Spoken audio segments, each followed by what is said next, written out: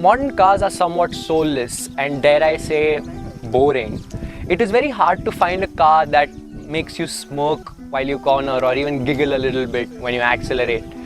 This is mainly because of safety norms and emissions regulations. Most importantly, it's because of the terms that the auto industry runs in and the norms that it dictates, which kind of dictate how the car is built and how it looks and drives. The new Honda Civic is a great example of this change. There's nothing wrong with it. It looks decent, goes alright, and is comfortable. But when have you thought to yourself, yes, I will get a new Civic and mod the hell out of it, or I will take my Civic to a nice B road and hoon it to the max? That's why I think that 10 years ago from now, cars were much better. And to prove my point, I've brought this era of the Civic. I mean, look at it. No overly designed body, no CVT especially, and no DRLs. I think, in fact, under 4 lakhs, this could be the best car that you could ever buy. Space, looks, and performance. That's a LoRa. Yeah, I think you are forgetting one of the best sedans that India's ever gotten, the LoRa. The LoRa, the one that almost made Skoda leave India. I mean, come on, that's a completely different story, but at the end of the day, this is one of the finest sedans that you can buy. It has a nice 1.8 litre turbocharged 4-cylinder engine. It looks absolutely understated, doesn't look like a boy racer like yours. By the way, how much does your car make? It's a 1.8, yes. Yeah. I don't have a spoolie boy. Okay. Less than yours. Yeah, just spit it out. How much does it make? 132 bhp, 172 newton meters of torque. 160 bhp and 250 newton meters of torque. Yup, stock. But I mean, that's not what this test is about. It's more about how they make you feel, right? Yeah. So I think we should test them a little and see how they do.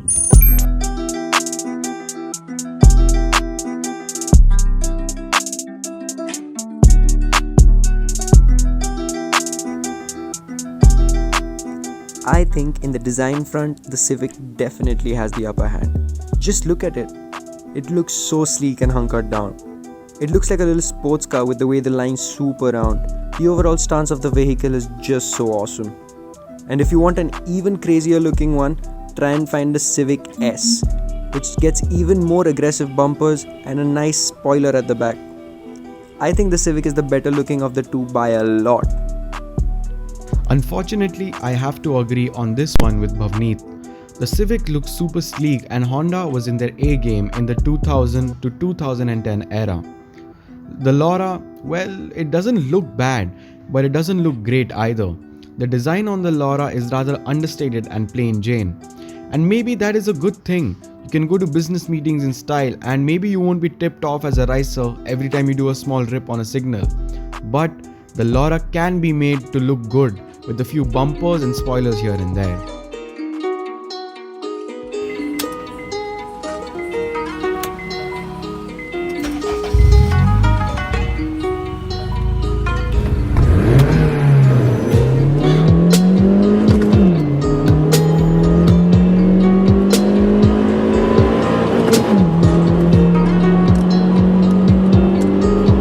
Yeah, Soham's car might be better in a straight line, but my car is a joy through the corners. I have better handling, stiffer suspension, and I just have so much feel on that steering wheel. Wherever you point it, it just darts through. Brakes are very nice as well. I mean, you don't have as much power as the LoRa, but don't think that the Civic is not mod friendly. We have done a video on a turbo Civic which pulls out 300 wheel horsepower, and that is a hoon to drive. Okay, so these sports car looks do have a big disadvantage to it. It is a nightmare to look out of. This, I have quite a lot of blind spots, and you need to look around quite a lot of things to look outside the car. But when you look around, you have what Honda's interpretation of a spaceship looks like, on the inside at least.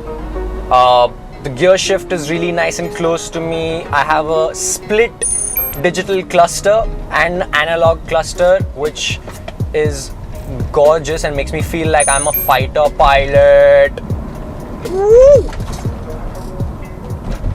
Then you look at the steering wheel and it just looks so nice. However, there are no buttons, but it just gives you so much feel. But the best part of the Civic is it's budget friendly. It's quite reliable. It's super reliable. When something goes wrong, it's very rare. However, in the Laura, things are not quite the same. Things do tend to go bad. And when you send it to the menders, you're gonna get a hefty bill.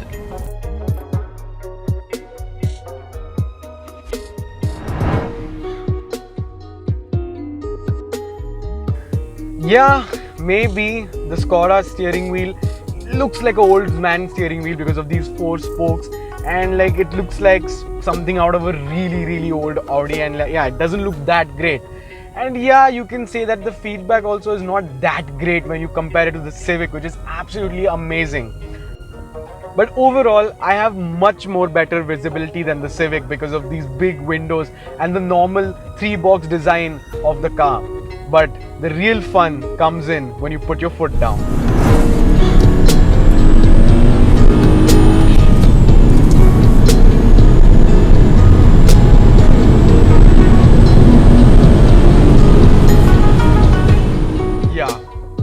This 1.8 TSI engine is a beast of an engine.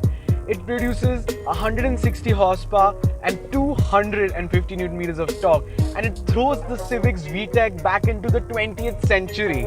It is absolutely insane when the turbo spools up and the boost kicks in. But the ironical thing is that the Japanese car is not the tuner's dream in this matchup, because the Laura, since it's already turbocharged, and it has an insane ECU, and you can do so much to the ECU that there is so much amount of untapped performance that a few ECU remap stage 2, stage 3, and you're looking at almost 300 horsepower.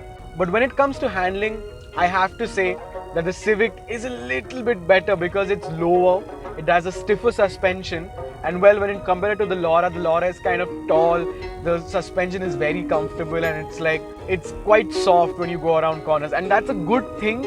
But if you're thinking about only a performance perspective, then it's not that great. But nonetheless, a few coilovers and lowering split should do the trick, man. It's insane to drive.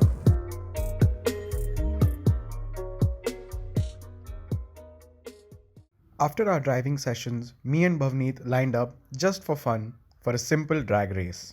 So we are now lining up for the drag race.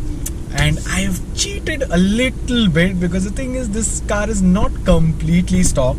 So it's running a stage 1 ECU remap, and it has a Pipercross air intake up there in front. It's not the real size that it needs. It needs a 30mm intake, but this has a 25mm. So it's not the full thing, but still it's producing approximately 30 to 40 more bhp than stock, which means it's around the 200 horsepower mark.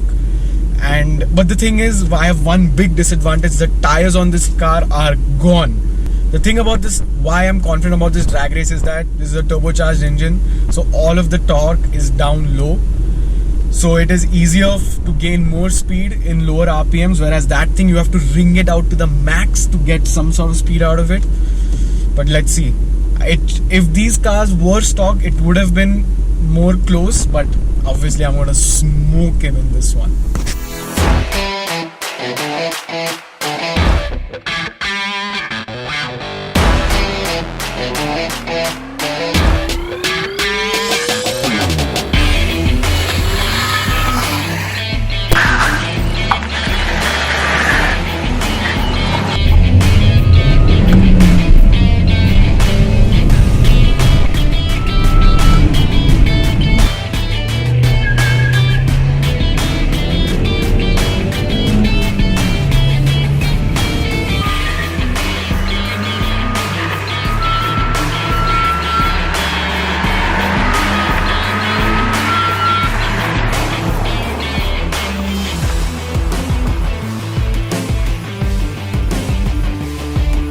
At the end of the day, Both of these cars represent an era in Indian automotive culture where crossovers and SUVs did not dominate the market.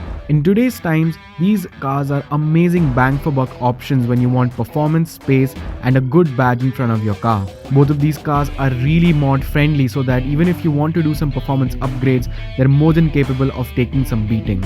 Thank you so much for watching. Let us know what you think about this matchup and what matchups you would like to see in the future on our channel. Like, share and subscribe, and thank you so much for watching.